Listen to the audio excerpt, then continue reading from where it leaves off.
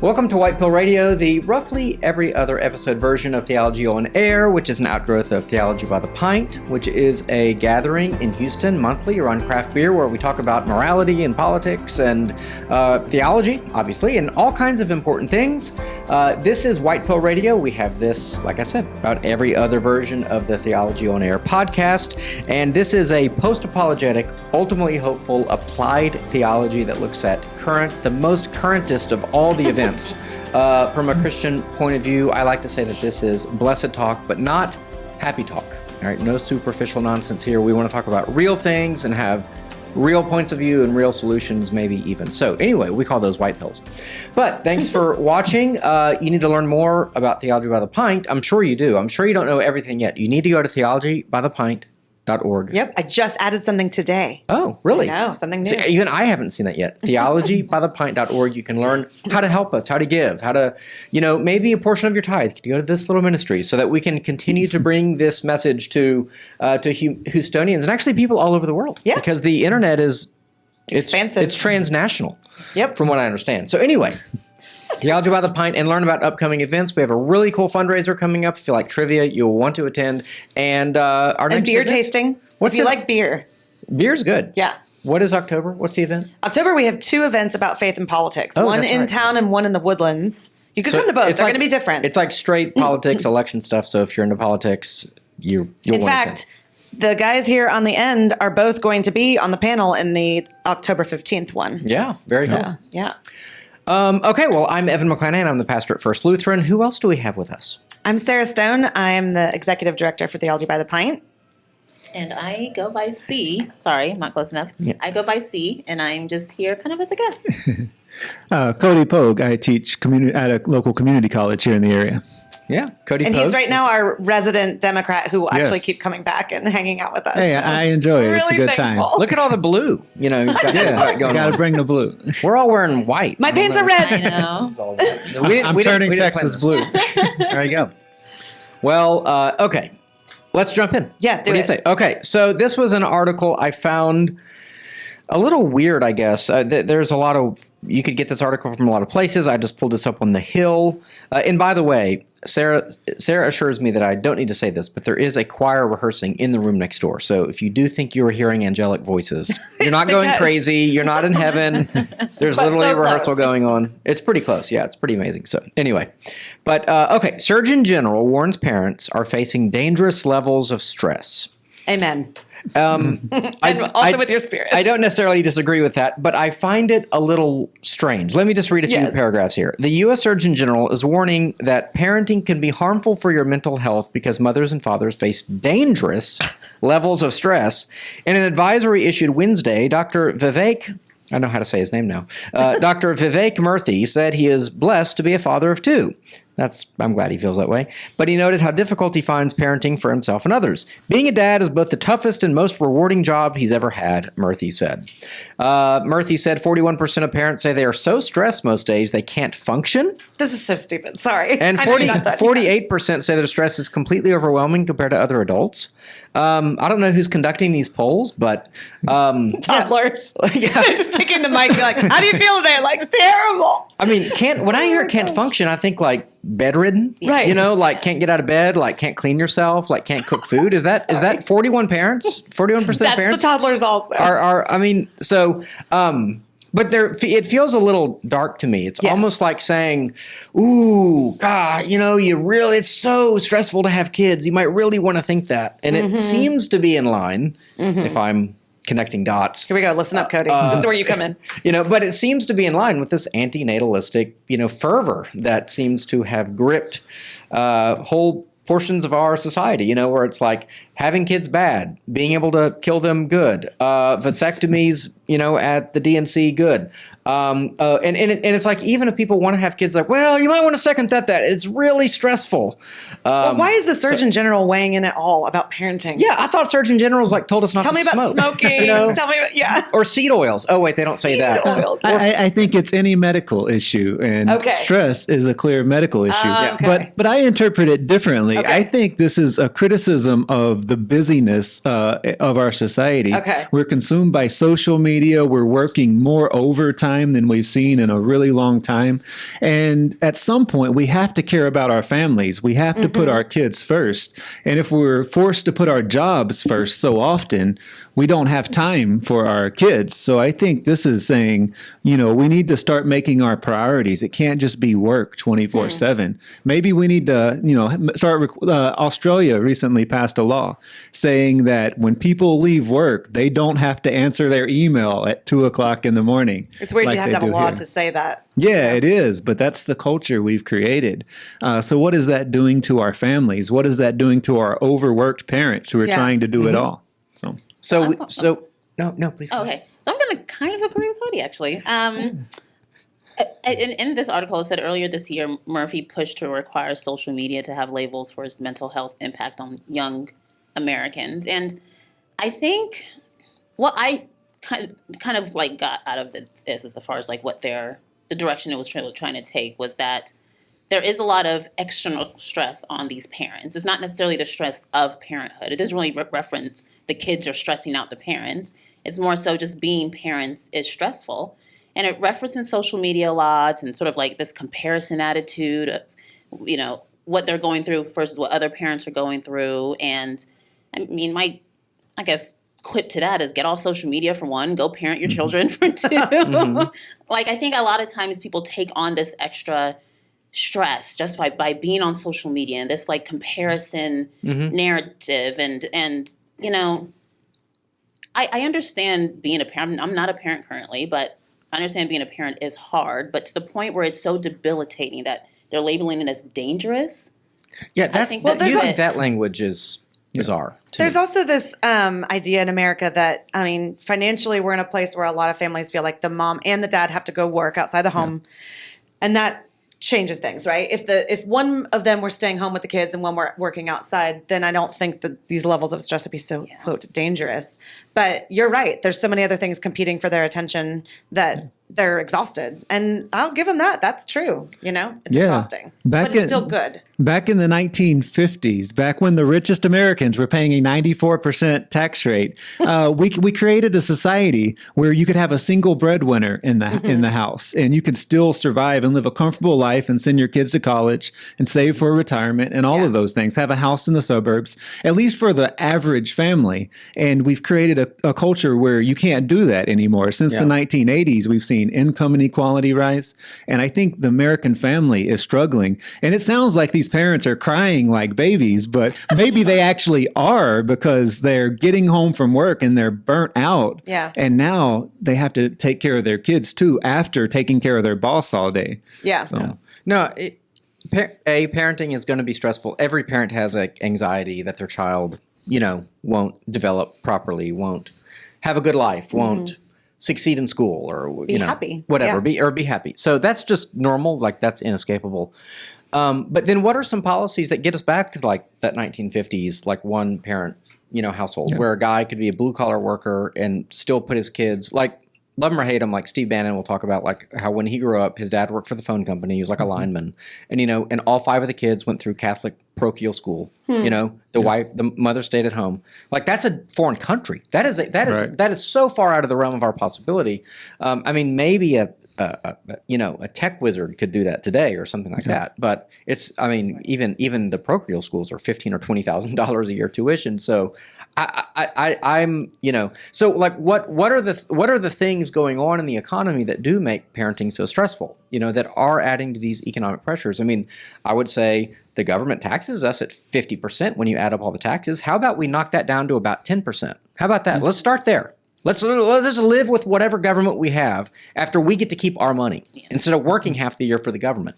You know, and I mean, how do you keep inflation down?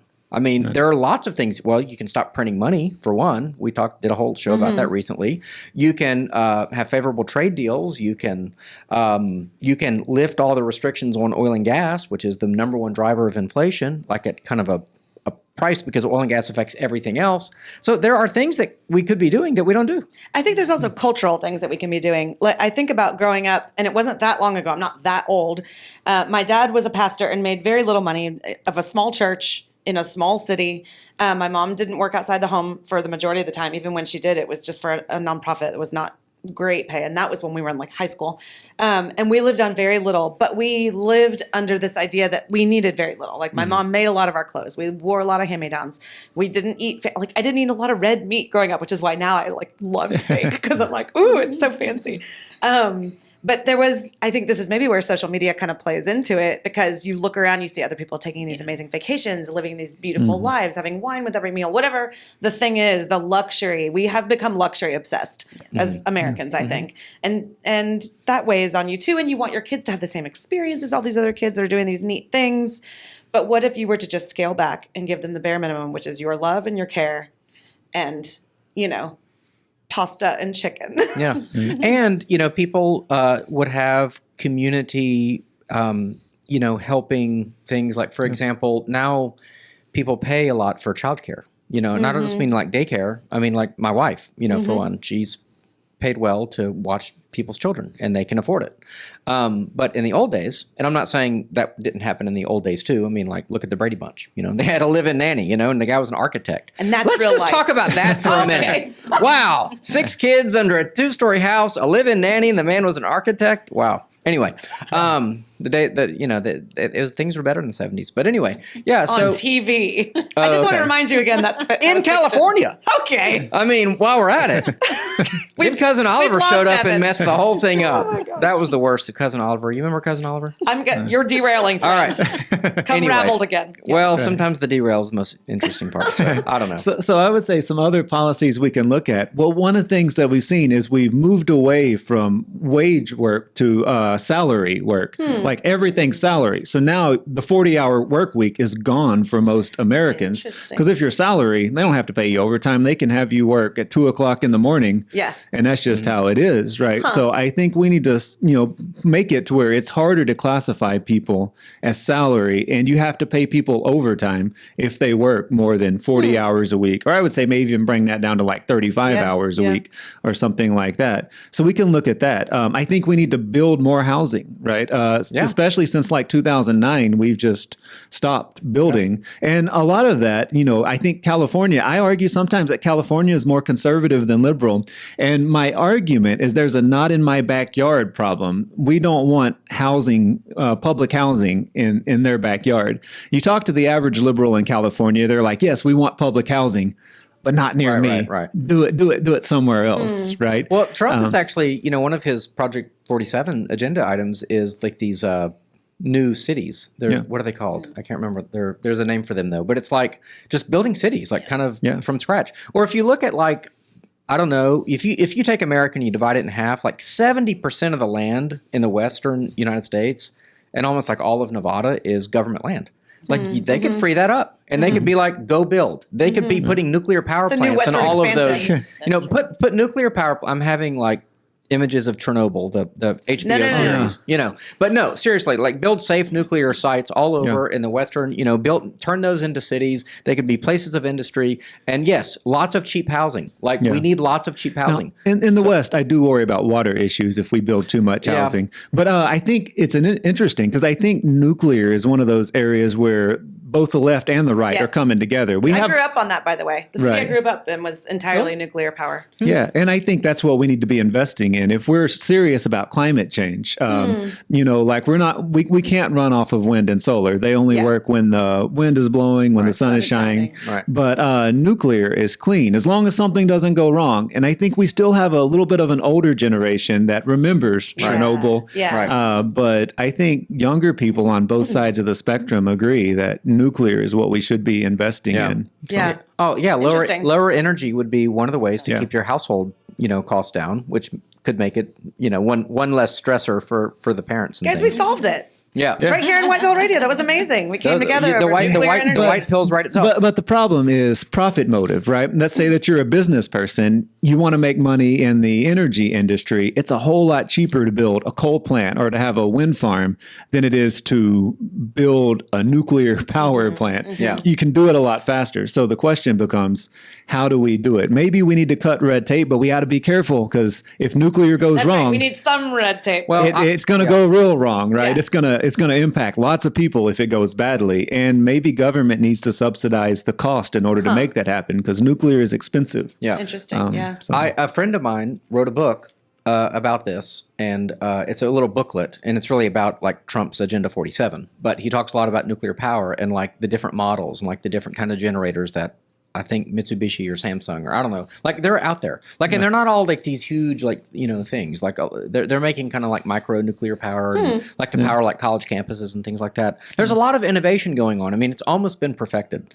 And like, yes, these are things that that should be embraced. But I do want to go back to one thing before we move on, which is I struggle, and I'm actually concerned when we talk about things like stress as health. Now, it is related to health. I mean, if you look at heart disease and things like that, stress does play a role. In fact, I just had my wife's cousin, who was 46 years old, just died this week. Oh my gosh. Yeah, and probably a heart attack, and and so yes, these things are real, and he was going through a lot of stress at the time in his life. So yes. On the other hand, my concern with that is that when there are aspects of health that become our kind of mental or emotional or spiritual states or something like that, then that can become a justification for things. I'm trying to think of the example now, but like like when you talk about transgender, changing someone's gender, it's like, well, I needed to do it for their health, or abortion, like over the health of the mother, like we used to say the life of the mother was an exception. Right. Now we say the health of the mother. That's the Meaning like what I was thinking. happiness. Yes. Not, So it's like, oh well, she can't handle the life-ending. stress. Oh well, we have to abort the kid. It's like, well, stress is part of life. I mean, Well, and I think stress does increase this, just to take it theological, since we are theology on air. I think when you have a secular worldview, you are the number one person to please in your life. You're not doing things to please Christ or to serve others. And so if you are not pleased, then that causes you stress. Whereas, I mean, think about probably just this week, we've all had some interaction, even if it was just momentary, where we sacrificed our own convenience for the sake of somebody else because Christ tells us to, and we try to live that way. But then it's not the same kind of stress, because we recognize that sacrifice and we put it into the bucket internally of, oh, this is good. This was good for me to maybe get one less hour of sleep so I could take a meal to this family, or fill in the blank, bite my tongue when I could have defended myself for the sake of this relationship. So I think there is something about the Christian worldview that will actually bring down stress. Not all stress. I mean, everyone still has stress, but because we already know we're serving somebody else. Yeah. We already know others are above us or should be. I just wish the Surgeon General wouldn't come out and say parenting is dangerous. I wish the government would say, we want to help you have children. Yeah. Like, we want you to have a happy home. Right. Like, there's a way that you can say it that doesn't like scare all the people in their mid-20s who just got married and are like, well, we thought we wanted to have kids, but it sounds awful. It's like, well, it's also one of the most joyful things you'll ever do. Like, Yes. and even in the hard days, which sort of, you don't even remember them. I mean, they're bad in the time, but like they go by, and then it's like, wow, you have all these amazing memories. Anything you look back. I mean, Amanda and I will say this a lot. It's like just to have like one day when they were 3. Because you don't even remember. You don't even remember. It's crazy. Like you took the video. You remember taking the video. You watched the video, and you're like, I don't even remember that day. It's kind of crazy how that works. So, but it's joyful. It's good, and it's like people. That's what we need. That should be the government's job. It's like encouraging people and saying, this is a good thing. Do this thing. Build families. Build societies. And, build culture. and just to push back from a Democratic perspective, so we don't get hit too hard, we support child tax credits. We support child care. We support WIC programs. We support welfare programs. We support a lot of programs that encourage having children and raising children. And continuing to live off of those programs, even when you can get off of them. Well, I Maybe think that's for another moment. Well, I think that actually there are problems there, right? I think we do need to push more toward childcare programs instead of maybe food stamp programs. I think we kick people off of childcare programs too quickly when they start making too much, and that creates a tough situation. If you're not making enough, because childcare is expensive, right? So we want to reward work, and I think that's one of the difficulties. You got to find the right amount. So, Yeah. Okay. Should we talk about Burning Man and natural disasters? Sure. I had it toward the end of the list. Oh, sorry. No, it's okay. What do you have next? I had the what's next? manifesto. Ooh, okay. Yeah. Yeah, I can talk about that. Or Since we just Christine talked has about thoughts something too, so happy, like having children and things like that. So you may have heard in the news this week. So we heard a lot a year and a half ago. There was the shooting in Nashville at the Covenant School. I think it's Presbyterian. it is Presbyterian. Yeah. And having grown up Presbyterian, that is a special place in my heart. But anyway, and there was not a lot that came out about the person that did the shooting. We found out that the person was transgender and maybe had some mental illness. But it's only recently that because of some leaks, we got access to some of what people are calling a manifesto. It's a series of journals that she kept in her house and car. And I don't need it's fine. I've read it a million times. Yeah, and it's really, really, really disturbing. And the reason I wanted to talk about it is because, one, a lot of this was kept from the public because it does fit, I think, well, here's the deal. The person's transgender and had a lot of hatred toward her body and the fact that she was, quote, made wrong. The person has a lot of hatred toward religion. There's some really awful things in there about if I get to heaven and God doesn't make me put me in a boy body, then he's an F-A-G-G-O-T. And then there was a lot of stuff about race in there. Really just hating herself for being white because whiteness is terrible and white privilege is terrible. And she even apparently had kind of I don't even want to call it a crush, but almost just like a fascination with this black girl that she had played basketball with. And the girl doesn't really even much remember her, but in her mind, she kind of worked out this obsession about this girl and that black skin is prettier and black sex is better and a black relationship is better than brown people. And so there's three real kind of issues that are coming up in the manifesto that I think we would be wise to pay attention to. The hatred of religion is sort of a tertiary one that comes out of the other two, which is, I think, this person who already has some mental illness there. Okay, so we'll see that, but was told by her culture that being white is bad. Being white is something you should apologize for. And that if you think you're in the wrong body gender-wise, then you are, and we should help you. Speaking about the whole health and stress thing. And as someone that has some people very close in my life that have gone through eating disorders, which is a really similar world, I can't imagine taking, say, a 16-year-old girl who's dangerously underweight and looks in the mirror, thinks she's fat, and everybody around saying, you know what? We should give her liposuction. Like, everyone around would say, no. Like, we need to feed this poor girl, even if we have to force her to get a feeding tube to get nutrients into her. But we don't do that when it comes to gender. We say, no. If you feel wrong, we're going to switch it up, which just continues this process of saying that you were born wrong. And then because she was born wrong in her mind, in her gender and her race, well, who's the number one person to blame? Well, the person that made her, which is God. And so she actually went to this school. I didn't know that until this came out. And so she goes back there to sort of take vengeance on the people that kind of represent truth. So in my mind, I don't know if there's a white pill to this particular thing. The people that died are dead. But what we can do is we can tell the truth about all these things. If there are only two genders. And if you feel like you're in the wrong body, that could be a real disease. That could be a real mental illness we need to address. It could be, all of the social contagion kind of stuff that's happening. But either way, we need to gently, lovingly care for people by telling them the truth. And the same thing goes for race. God made all of the different colors. And then we're all made in his image. I'm going to stop talking and see what you guys have to say about all of that. But So, and correct me if I'm wrong, but I think the woman was about 27 years old, right? Young. I thought it was younger. Was it younger than Maybe. that? Maybe. Well, Yeah. because I think she's 27 years old. I heard something, and she's been in counseling for the last 22 years of her life. Yikes. So for the vast majority of her life, she's been in counseling. And then it kind of makes you wonder, well, what are these counselors, what are these therapists telling her? What are they feeding her as far as the culture that's telling her, maybe there is something wrong with you. Maybe you can take this pill or these shots or whatever and change your gender.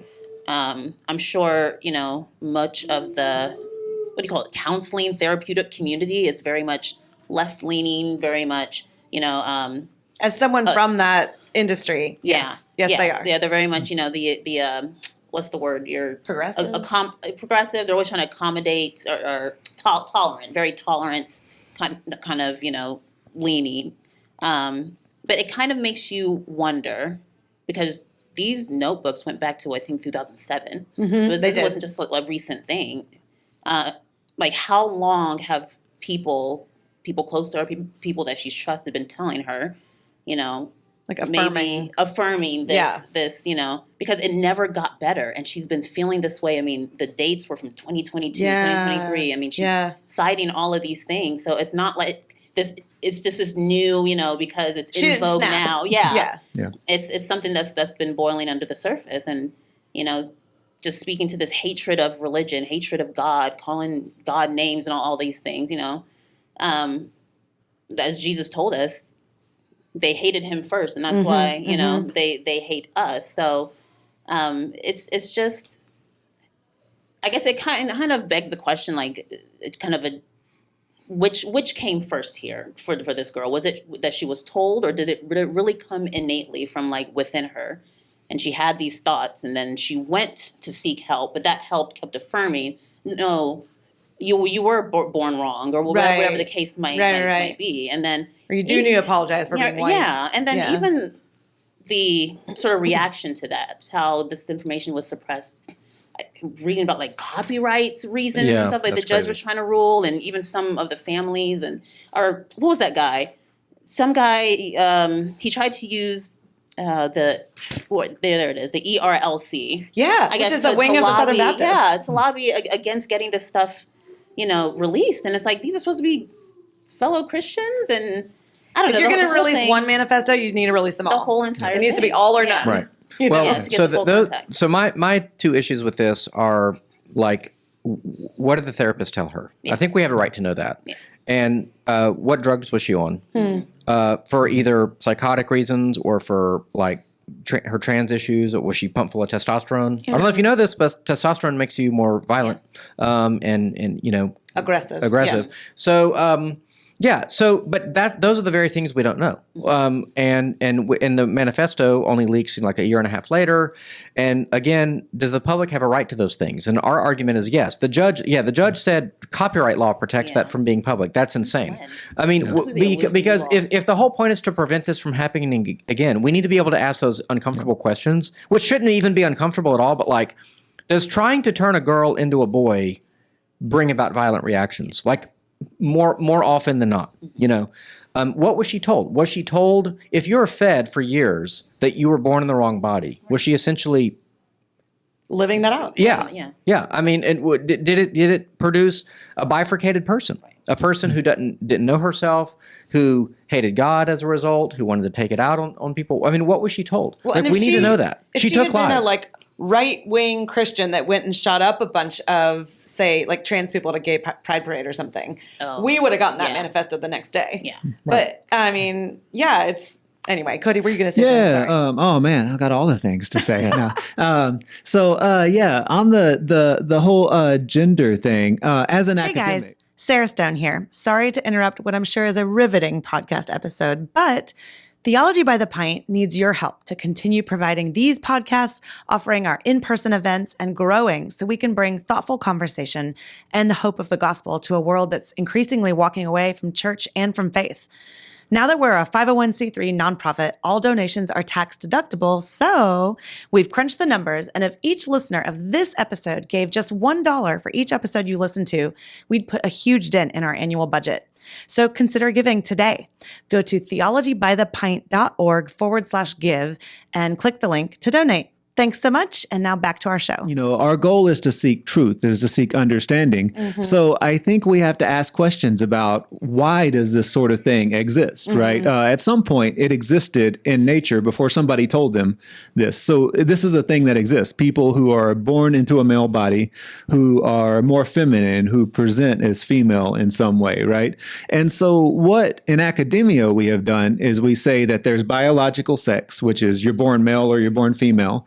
And then there's this cultural component of masculinity and femininity, right? And that's really what we're getting at with gender. And the common question that people love to ask liberals is, what is a woman, right? Yeah. And the reason we can't answer it is because it's different in every culture. And I think y'all would agree with me on this, right? If I were to ask you, what is a woman? Or what is femininity? Yeah, Maybe or that. make it a little more clear. Or no, even what is a woman, right?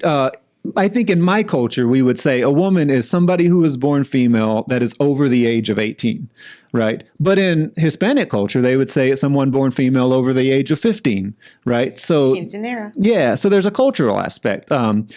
Not my dad, but I had a friend, and according to my friend's dad, I'm not a man yet, but I'm working on it. What? But I remember we were like 14, and he was so happy. He was like, my boy became a man today. He killed his first deer. Oh, right? I was like, what is it? Did you not get your period? Yeah, no, he killed his first deer, Okay. right? And that made him a man. I've also heard people say, a real woman would take care of her family. So she's not a real woman, or he's not a real man. Sure. So when it comes to man and woman, those are cultural words. Those aren't They're biological. things, yeah. And so I think what we do in academia is we say, yes, there's biological sex, but gender, we've said that is trying to explain this other thing that's happening, this cultural thing. Is this the selling point for the academy, or reasons for me to keep my kids away from it? I'm tracking with you so far. It's a construct. So the goal is to try to find what's happening in reality, right? Where if you're a social scientist, you're studying it the same way you would study nature as a regular scientist. So if there are people who are born male, but they're more feminine, the question is why? Why don't they conform to the norms of society? Yeah. And, some people have more mainstream ideas and some people have more out there ideas. Sure. But, that's kind of where I see a lot of this gender stuff kind of coming from. So I don't know that it's that this isn't true and somebody needs to say the truth. I think we're just disagreeing over definitions of Let me what ask you gender this. is. What if when I say telling them the truth could be something like, let's say that this person, or just somebody that struggles like this, is born a female, but just happens to have more testosterone. So happens to be what we used to call a tomboy. Right. Like likes building forts, and that was me when I was younger. Right. Likes doing like quote boy things, whatever. Then in my mind, the truthful thing for a therapist to say when that person says, I feel like I'm born in the wrong body, is say, well, tell me about that. And then they say, I like building forts, and be like, that's amazing. Right. I think that the way that God made you is that you really enjoy building and doing some of the stuff that I know your guy friends do. That's okay. Right. And maybe even say you have a little bit more testosterone. Yeah. But the truth of the matter is that you're still a girl, female, woman, whatever you want to say to this person, depending on their age and whether they've killed a deer, I guess. And but there's nothing wrong with you. But that's what it is. Totally support is that that there is for sure a continuum. There are men that have more or less testosterone that enjoy, music or shooting things and everything in the middle. But that doesn't make you not a man. And so that's what I mean when I say tell the truth. I think we're saying the same thing. Yeah. Is we don't need to lop things off and take a bunch of hormones. We can say, especially this is once good. surgeries get involved. And now I would say once you're over 18, I think we should have freedom, right? So freedom is, different than where we're going to impose laws is different from what is true and what ought to be. Yeah, so that's kind of a different conversation. You might say that now, but you might disagree once her medical records came out, because you might say, because she's over 18 and she just killed 6 people. Because she had the freedom to change genders, which involved hormone treatment, which made her violent, act differently. But I can't say that for sure until people look at her. But that's the thing. It's like, why do they cover this up? Oh yeah, I totally agree. These should be public records across the board. But there've been plenty of people who weren't transitioning who killed people. So I would say the same thing to them. Whatever the thing is that they were wrestling with, I want someone to come along and tell them the truth. Yeah. That they're loved the way they are, and these kinds of things. Yeah. Now on the black thing, that you have to feel guilty about being white. I think that a lot of internet liberal culture really went through this kind of thing from 2019 to 2022, where you need to apologize to be white. And I really think that we've kind of made a turn. At least I'm hoping that we've made a turn from that. So that's starting I'm hoping, I'm hoping that's something that's white really fragility changed. is coming off the shelves. Yes. For the record, I never apologized. We're all aware. Yeah. This came out today, though. This was interesting. This is rates of sexual offending. Women, 3 per million. That is to say, 3 women in a million, are sexual offenders. Men, 395 per million. Men who identify as women, 1,916 per million. So I don't know what that's from. That was just kind of all over Twitter this afternoon. That was interesting. And so it's like, that's some data. That's just a data point. Right. It's only a data point, but I tend to think, if men are 100 times worse than women, and I've been saying this. Men who identify I'm kidding. as women, well, it's just biological. Yeah. It's the sex drive, it's testosterone, it's those sorts of things. And you're talking about over fourfold from that. So I don't know. I think we need to have an honest conversation about changing bodies, about hormone treatments, about surgical procedures, about telling people they're in the wrong body and the kind of damage that does, the kind of bifurcated person that causes and the broken person that causes. And if we can't get to the bottom of this, why? It just seems like every time this is not just this issue. It seems like any issue, the assassination or attempt on Trump or COVID data or elections in voting machines. It's like every time we want to get data, it's like, no, you can't have that. No, we're going to throw that data away. Those votes, they don't exist anymore. No, we're going to store these. We're going to sue that you can't get access to this. It's like, why? This is why you have like this whole conspiracy theory world is becoming so normalized in the last few years, because it's like a lot is being hidden. Rapid rate of change, and like every time you want to peek behind the curtain, they're like, no. Right. Yeah. And this is just another example of that, So why don't we just find out what the truth is about, the health of this sort of thing? Yeah, So, we've got the Freedom of Information Act for a reason, so we but should use it. yes, and what they'll say is, yeah, you have access to that. It's like $5 per copy or something. They'll do that. It'll cost tens of thousands of dollars to get the documents you want, and that's a real thing. Or they often will reject it if it's still just because you ask for it doesn't mean they have to give it. Right. But I'm glad when people do get something. Tell us about Ken Paxton. Oh, what's man. that guy up to? Yeah, so a little bit of a personal story here, not involving me, but I went to high school with some people, and it was a white guy who his family had been in this country since, I don't know, the Mayflower, whatever. Sorry. I don't know. I'm just making that up. Yeah. But and there was a girl who she was brought here when she was 2 years old. And they were high school sweethearts. They fell in love in high school. They went to prom together. And 2 years after, they got married. And then shortly after that, they had a daughter. And now the daughter is like 12, 13 years old. And a lot of people are under this idea that if you get married, you get to become a citizen. We saw it in the Sandra Bullock movie. But that's in a lot of movies. All the rom-coms. Yes. Gerard Depardieu. But that's actually not the case. It doesn't lead to that. So for her situation, she's wanted to become a citizen her whole life. Back in high school, she wanted to become a nurse, but now she's in her mid to late 30s, and she's never driven a car. She's never had a job. She volunteers at the school because that's what she can do. And she wants to become a citizen, and they've seen lawyers, they've done all the things, but there's just nothing that can be done other than go back to Mexico and apply. And it might be 4, 5, 6 years before you get to come back, and they're just not willing to face that. So is she a permanent resident? No, just undocumented off the books. Huh. Okay. And so Joe Biden, there's about 500,000 people who have been here for at least 10 years, don't have criminal records, and they are married to an American citizen. And he introduced a policy a few months ago that says that if you fit that category, you've been here 10 years, you're married to a citizen, you don't have a criminal record, you can pay, I think it was like $690 or something like that, and you can start the path to citizenship. So they were so excited. They were overjoyed. Finally, the opportunity. And they talked to me, and I wrote up a letter for them. I've known them since, all this time. And this is a real marriage and all that kind of thing. And then Ken Paxton, along with other GOP states, sued to have it stopped. They said that this was going to encourage people to come to the country illegally. And a Trump-supported judge put a stop to it.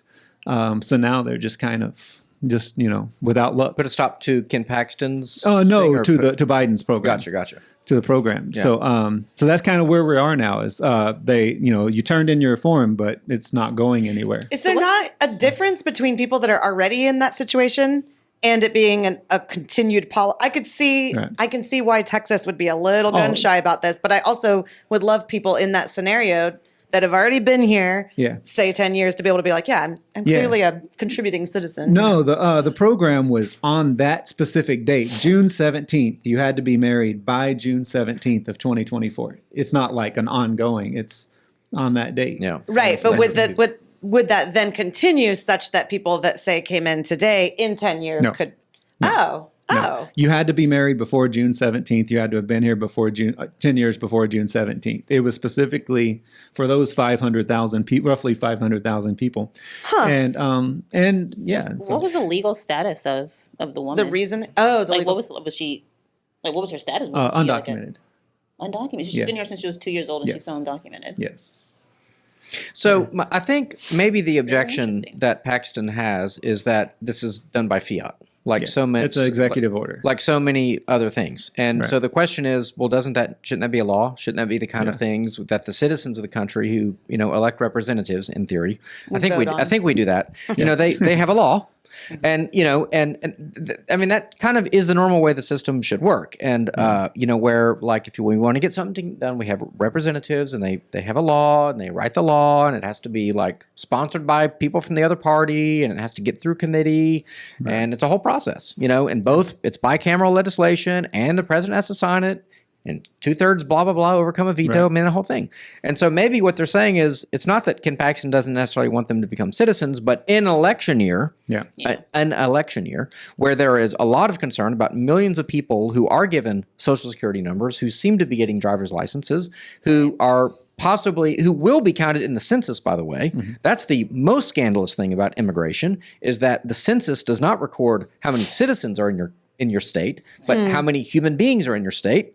Back to the 1/3 compromise or 3/5 compromise. But that benefits Texas, so but the concern is that it also benefits California. That's how. I mean, there's an estimate that California has 4 or 5 House of Representatives too many people because that's how many illegals they have in their state.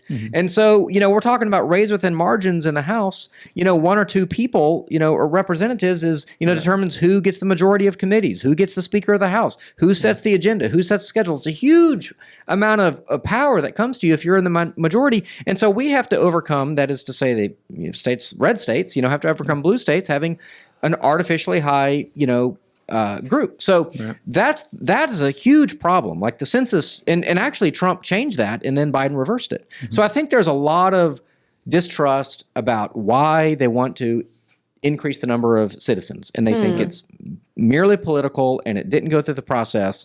But I tend to agree in principle that if you have been here and you don't have a criminal record and you're contributing to society. Yes, I'm pretty sympathetic to that. Yeah, and I think the title is very like inflammatory. Like it makes it sound like it's about the spouses. But I think the crux of this, executive order that Joe Biden passed was more so to encourage like anchoring immigration rather than to target, specifically, we don't want, people marrying the immigrants and whatever. But I think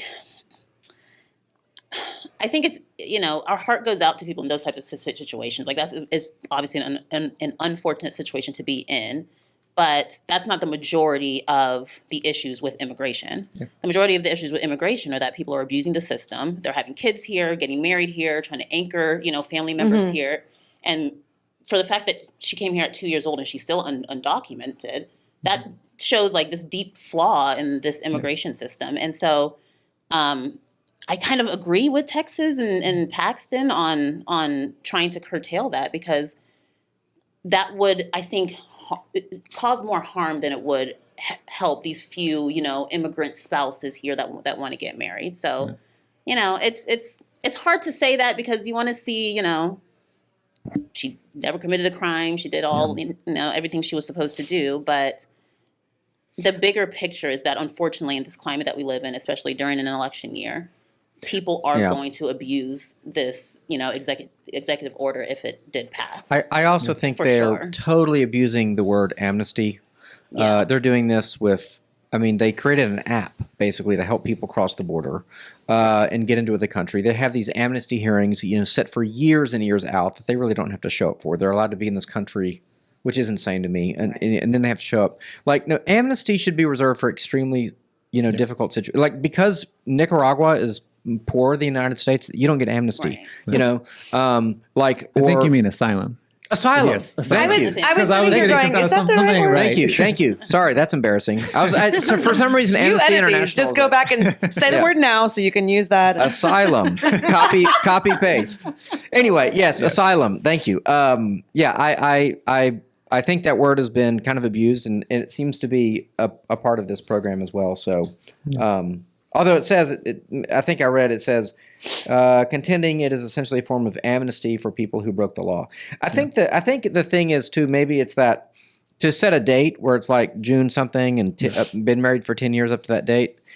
The way immigration should work is that it should be a kind of case by case situation, and I think that's what they're objecting to. It's like, well, wait a minute, who are these people? Just because they've been married, I don't know. Yeah. But I understand the sympathy and the heart for people, who live here and they are undocumented and they've sort of done the right things. I'm sure I've had a lot of those people in my personal life and.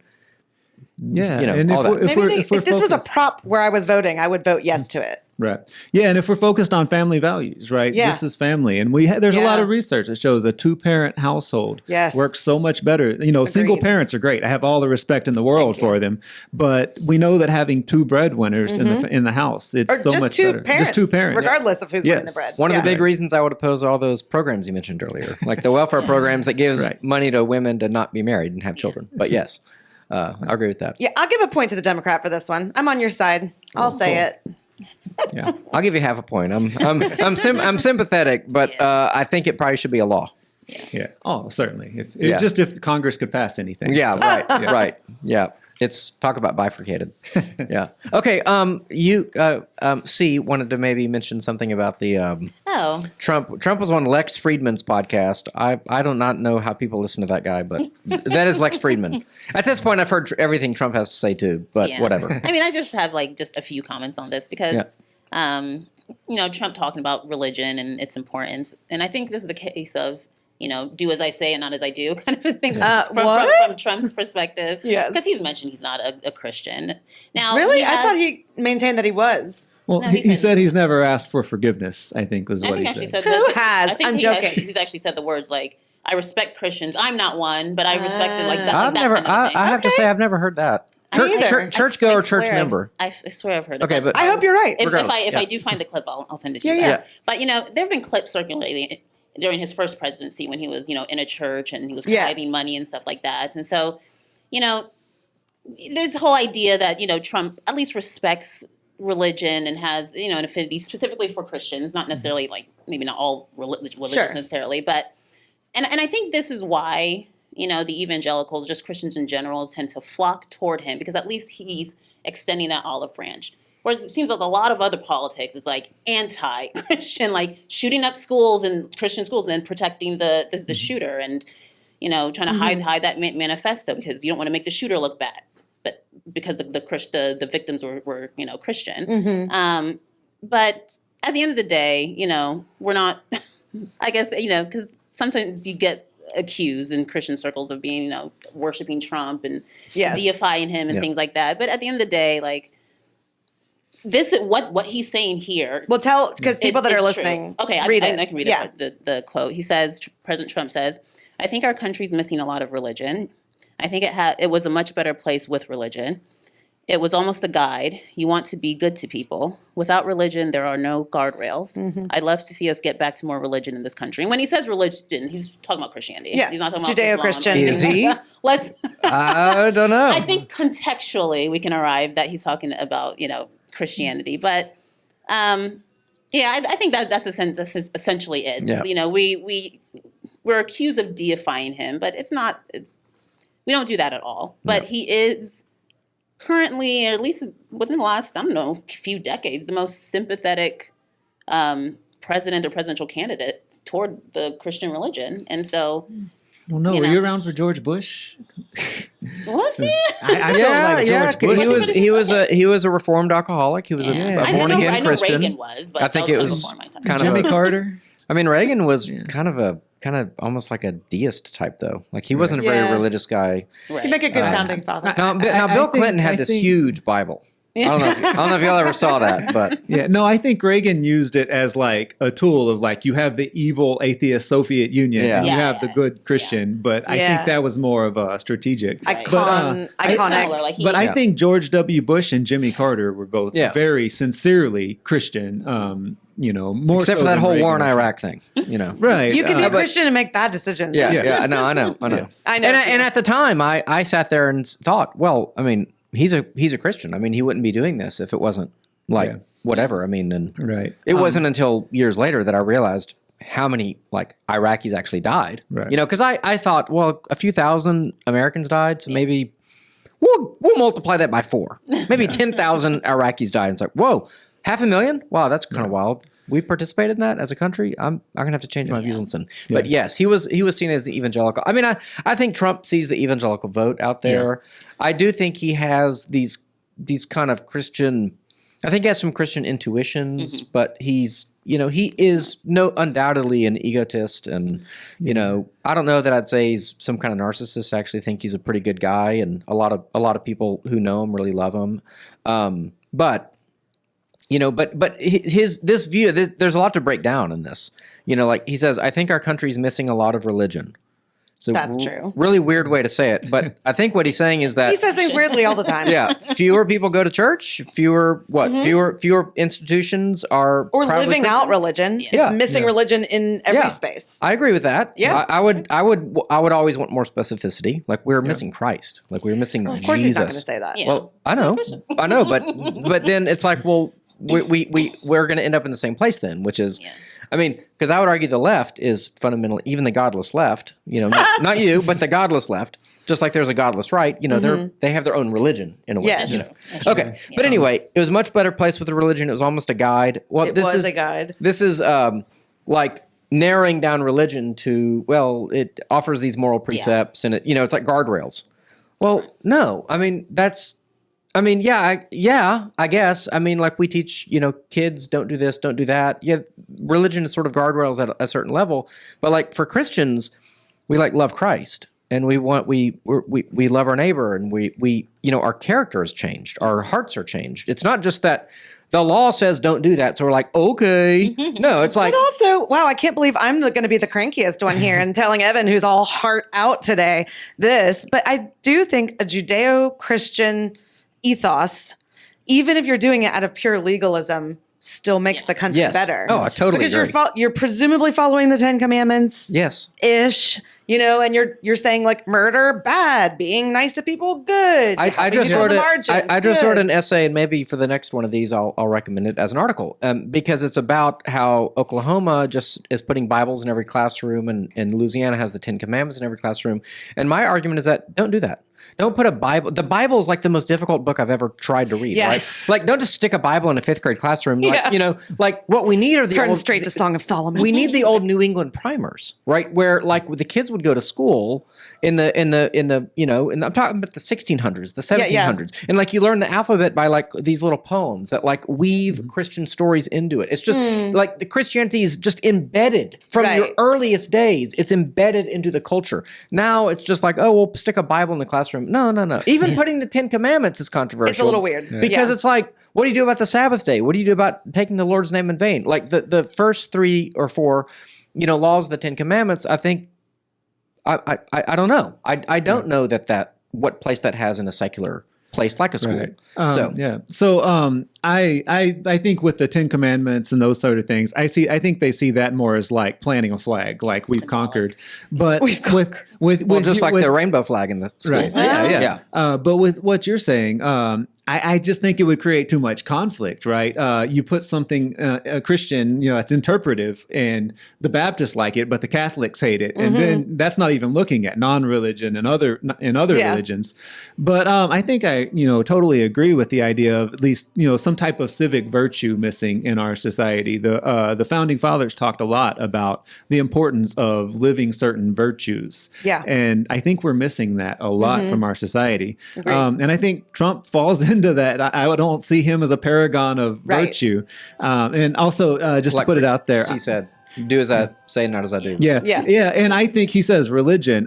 He probably means Christian because they're supporting him. But if suddenly Muslims start to support him or Buddhist, he's going to go for their votes. It's, But I am a member of Christians for Kamala. So, we are out there. So It's we. There's more than just you in there. There's a bunch of us.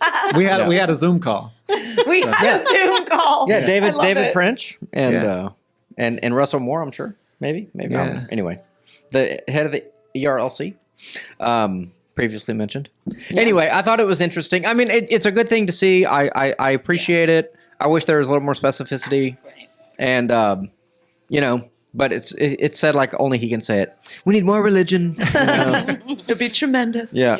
Okay, last article. So this got some heat on our group chat. Yeah, this brought up a heated group chat conversation about whether or not God still uses natural events to sort of let his presence be known. So Burning Man Exodus, this is from SF, like San Francisco Gate website. Burning Man Exodus is absolutely unhinged due to epic dust storm. So if you don't know what Burning Man is, I think everybody does. It's this like wild orgiastic, get together of like free spirits, what? It's paganism. Yeah. I think so. Yeah. So, it's all kinds of weird experimentation. And it's become, actually, the founder of it would be like, it's way too corporate now, Yeah. Now, these mics are definitely going to pick up that choir at this Dude, point. you're welcome. Yeah. You're getting it for free. It's beautiful. Yeah. Okay. But anyway, so on the last day, I guess, there's like raging death storm, which is a hazard of having events in the desert. It can happen. And it happened. And, so people are waiting 6 hours to get out. I mean, I don't think anyone died. It wasn't like a global flood or anything like that. But it did remind me of another time where a tornado went through the ELCA's convention in 2009 when they were voting to ordain gay pastors. And people were like, well, that's weird. At the very moment, like we're having this conversation and a cross like on a steeple tops over. You can Google this and find it. John Piper wrote a whole article about it. Of course he did. Anyway. And by the way, last year at Burning Man, there was another natural disaster because they had like the torrential downpour that created so much mud that people were like Cars trapped got in having to stuck. like poop in buckets and stuff. Yeah.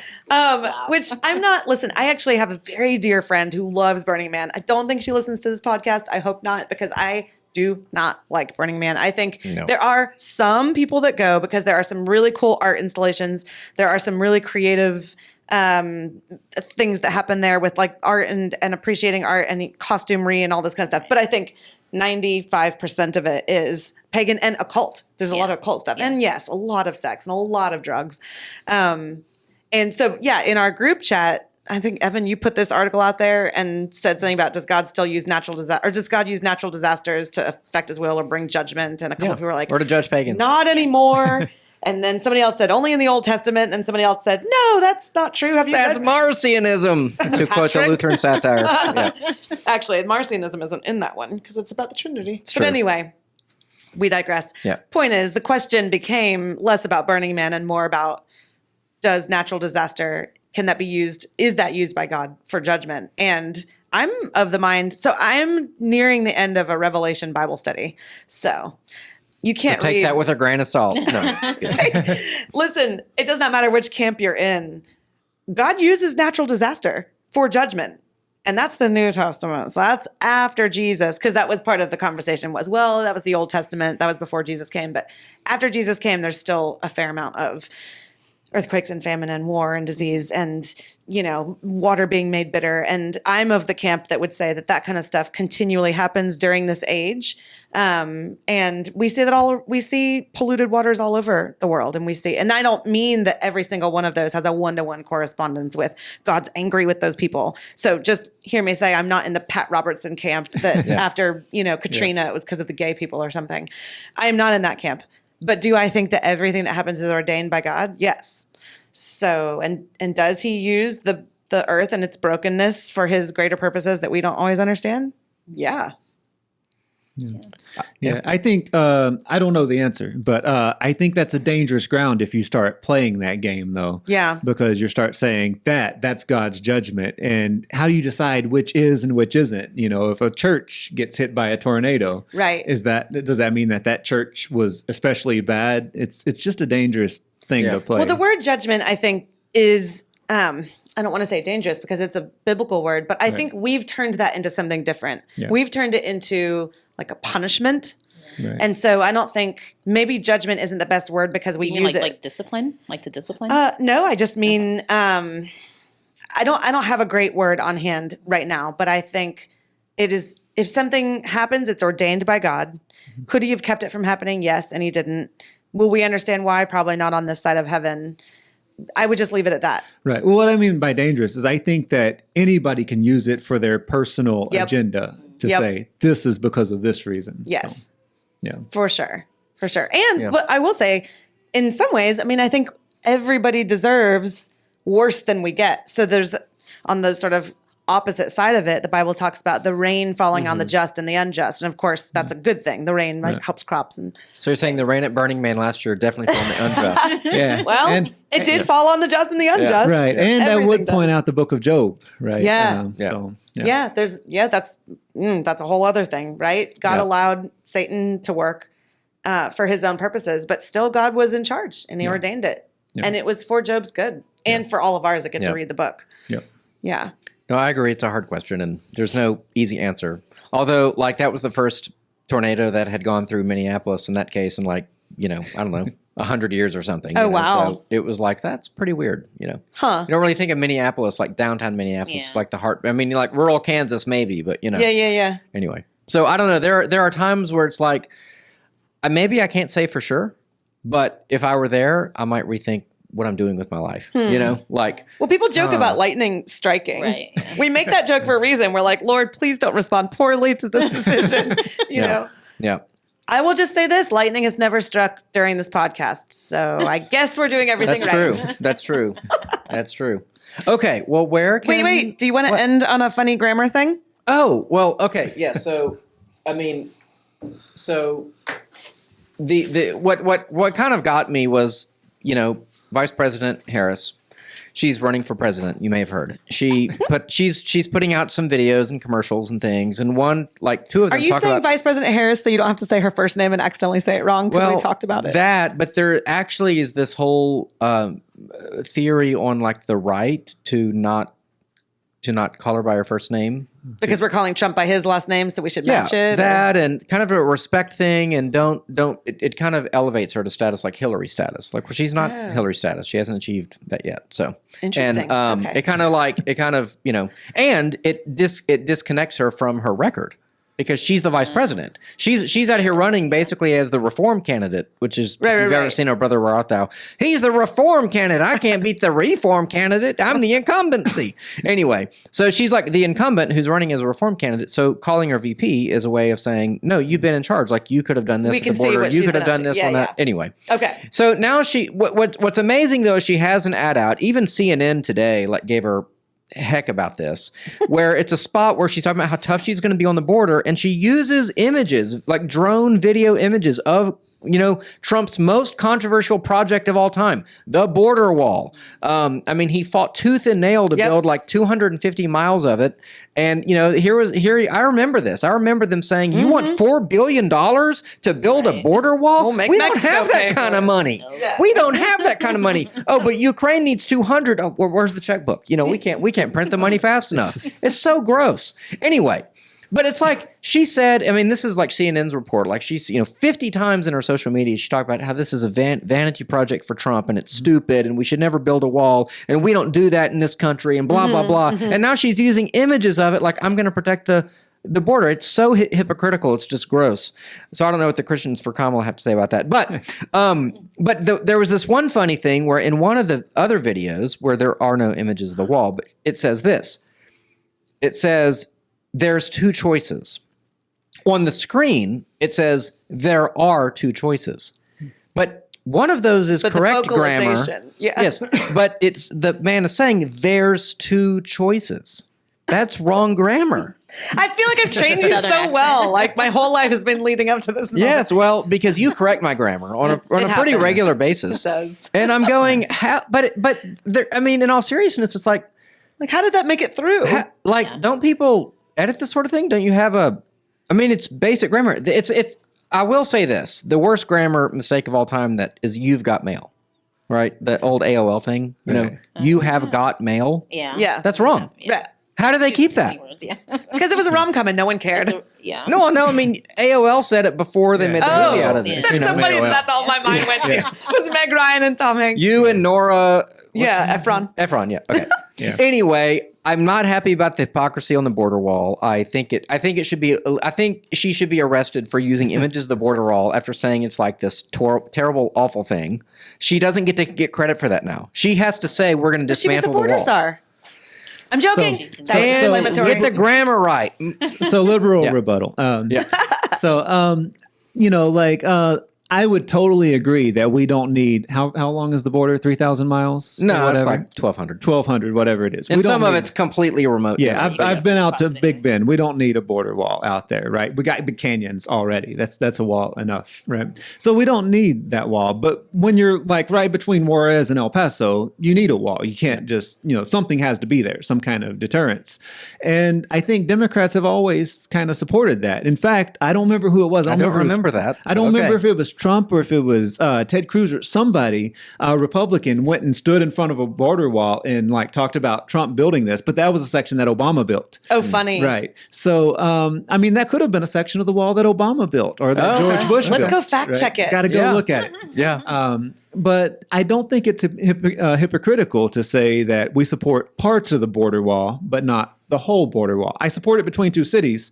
I don't support it out I in the don't middle remember of the her desert. making that Yeah, I distinction don't in her, think it in her was wrong, ad, but You don't do but that. Yeah, you don't do that in politics. in 30 But- seconds. Okay. yeah. Okay. But listen, maybe the grammar switcheroo is how she code switches her. I was gonna say, was it said in a southern accent when she? it was It's like the a narrator. narration. It's the, Okay. Yeah, the narrator. There are two.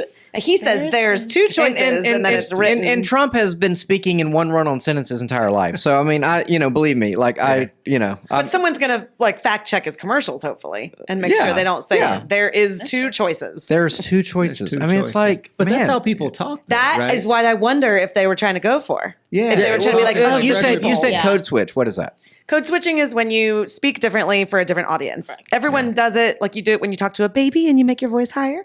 But then in different ethnic communities, different classes, different races, different cultures. So Kamala's been getting a lot of heat because when she talks to sort of like the working class, like maybe more racially brown. Thank she'll you, talk- union. Yeah. Yep. For the Thank minimum. you, union. Southern. Thank you. She's doing a black preaching. Yeah, like I work as a professor, but on the weekends I go to my dad's ranch, and Yeah. there's a lot of difference between how I Sure. talk between Yeah. those two groups. Yeah. So, Right. Yeah. But the purpose of language is to communicate, and if a student's writing a paper in my class, I'm going to tear apart their grammar. But in real life, as long as you're communicating, does it really matter that much if you're using proper grammar? To an English teacher, maybe. To this It'll bother single me. woman, It'll it bother also matters. It took a lot of people off the dating prospects, Yeah. There, Well, there, and there. Get yeah, it straight. I ain't even much two and two. offended by this. So Yeah. Well, I'm not offended. It's It's funny. Yeah, it's just funny. Yeah. We want to leave on a positive note. So anyway, So have good grammar, friends. have good grammar. Yes. Cody, where can people find you? Oh man, I'm on TikTok. Cody Pogue, CODYPOGUE, all one word on TikTok. And you can come and hear him in person on Yes. October 15th if you come to our event. It's in the Heights. It is limited in space, so you should register soon. You could do that at thealgebythepint.org.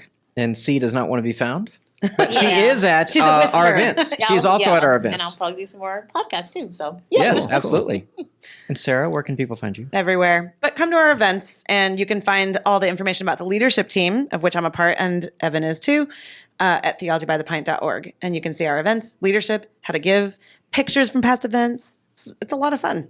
Yep. I made that website, so go easy on It's me. kind of her baby. So, and I'm Evan. I'm the pastor at First Lutheran. Check us out. Anyway, until next time, we encourage you to question freely, think deeply, and disagree as needed.